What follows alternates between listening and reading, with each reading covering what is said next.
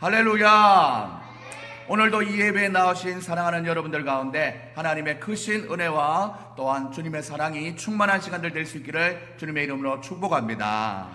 설교의 제목은 인생의 시험을 잘 이기는 비결이라는 제목으로 하나님 앞에 말씀을 나누려고 합니다. 시험과 시련을 잘 이기는 비결 첫 번째는 바로 시험을 받아들이는 자세가 중요하다라는 것입니다. 2절 말씀 다 같이 한번 읽어볼까요? 시작. 내 형제들아 너희가 여러 가지 시험을 당하거든 온전히 기쁘게 여기라 라고 얘기하고 있습니다. 오늘 본문에 나오는 시험은 헬라어로 시련이라는 의미의 페이라스모스라고 불려지는데 이것이 바로 시련 같은 그런 것들을 얘기하는 것이죠. 사랑하는 여러분들, 기뻐하라가 아닙니다. 기쁘게 여기라고 표현하고 있습니다.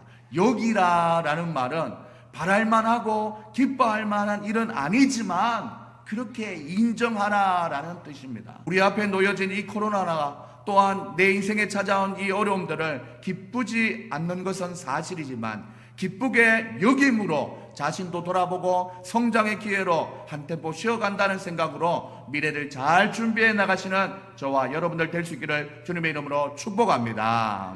시험과 시련을 잘 이기는 비결 두 번째가 바로 시험을 인내하는 것이 중요하다라는 것입니다. 오늘 본문 말씀 3절 4절을 보시면 이는 너희 믿음의 시련이 인내를 만들어내는 줄 너희가 알미라. 인내를 온전히 이루라. 이는 너희로 온전하고 구비하여 조금도 부족함이 없게 하려 함이라 라고 말씀하셨습니다. 시련이 기쁘지 않은데 기뻐할 수 있는 이유를 오늘 말씀을 통해서 말씀해 주고 있습니다. 그 이유는 바로 너희 믿음의 시련이 인내를 만들어내는 줄 너희가 알고 있지 않느냐라고 묻는다는 것입니다. 무릇 징계가 당시에는 즐거워 보이지 않고 슬퍼 보이나 후에 그로 말미암아 연단하는 자에게는 의의 평강한 열매를 맺나니라고 말씀했습니다. 우리가 감당하기 어려운 시련의 당시에는 너무 힘들고 즐겁지도 않고 슬퍼 보이고 때로는 이기지 못할 것 같지만 인내심을 키워간다면 의의 평강한 열매라고 하는 좋은 결과가 우리를 기다리고 있다라는 것입니다. 지난 세월을 돌아보면 당시에는 너무 힘들었지만 돌아서서 생각하면 그때 참 많이 성장한 것 같다라는 생각을 하게 되는 일들이 여러분들 간혹 있지 않습니까? 오늘 야고보서 말씀과 참 흡사한 말씀이 나오는데 로마서 5장 3절에서 5절 말씀을 보면 우리가 환난 중에도 즐거워하나니 너무 똑같지 않습니까? 환난은 인내를, 인내는 연단을, 연단은 소망을 이루는 줄 알미로다 라고 얘기했습니다. 사랑하는 여러분들, 인내가 인내로 끝나는 것이 아니라 인내를 잘 감당하면 연단이 된다는 것이고 이 연단을 통해서 하나님 앞에 소망을 발견할 수 있다라는 것입니다. 또한 이어지는 말씀을 보면 소망이 우리를 부끄럽게 하지 아니함은 우리에게 주신 성령으로 말미암아 하나님의 사랑이 우리 마음에 부은 바 됩니다 라고 했습니다. 소망이 우리를 부끄럽게 아니한다라는 말은 소망이 생긴다, 소망이 생겨서 어렵지 않다, 부끄럽지 않다라는 겁니다. 그런데 그 소망이 어떻게 생기냐면 바로 성령으로 말미암아 생긴다는 것입니다.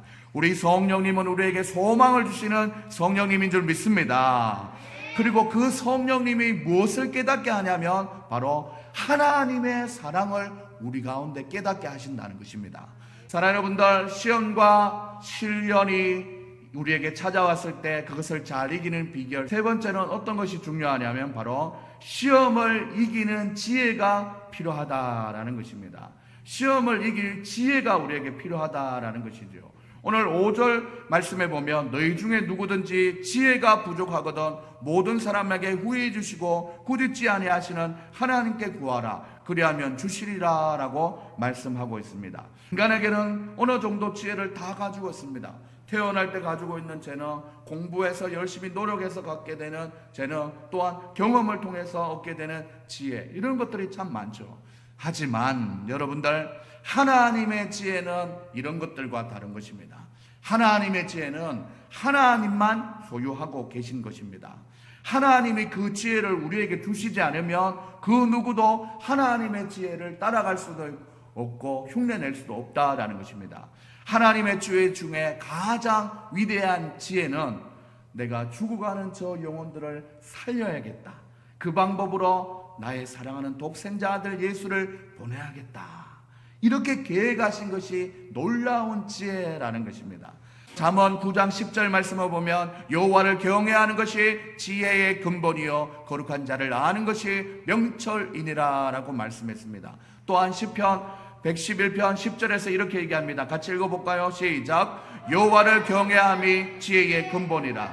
그의 계명을 지키는 자는 다 훌륭한 지각을 가진 자이니 여호와를 찬양함이 영원히 계속되리로다. 마지막으로 잠언 1장 7절에 여호와를 경외하는 것이 지식의 근본이거늘 미련한 자는 지혜와 훈계를 멸시하느니라 라고 말씀했습니다. 그러므로 사랑하는 여러분들, 시련을 당하게 되면 먼저는 기쁘게 여기면서 두 번째는 인내를 하면서 지혜를 구해야 된다라는 것입니다. 그런데 그 지혜가 성령을 통해서 우리에게 다가오실 때 말씀을 통해서 우리에게 전달된다라는 것입니다.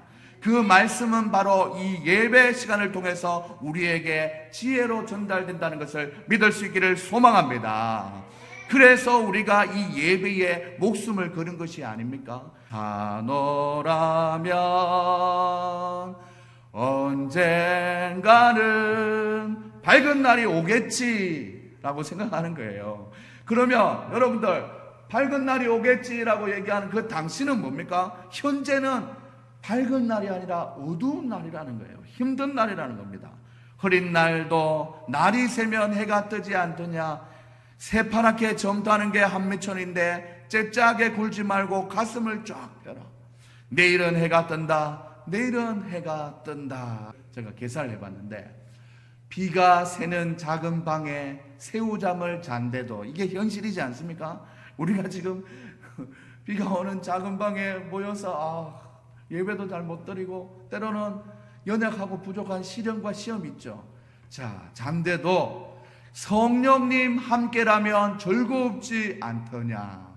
오손도손 사랑을 속삭이는, 여기 원래 가사에는 고운님이라고 되어 있던데, 오손도손 사랑을 속삭이는 하나님과의 예배가 있는 한 절망하지 말고 가슴을 하나님 앞에 성령님과 또한 믿음의 공동체를 통해서 하나님께 위로받고 인내를 이루시는 여러분들 다 될 수 있기를 주님의 이름으로 축복합니다. 뜬다. 파이팅! 하나님 여러분들, 우리 하나님은 지혜를 주실 때 조금 주시는 분이 아니시지 않습니까?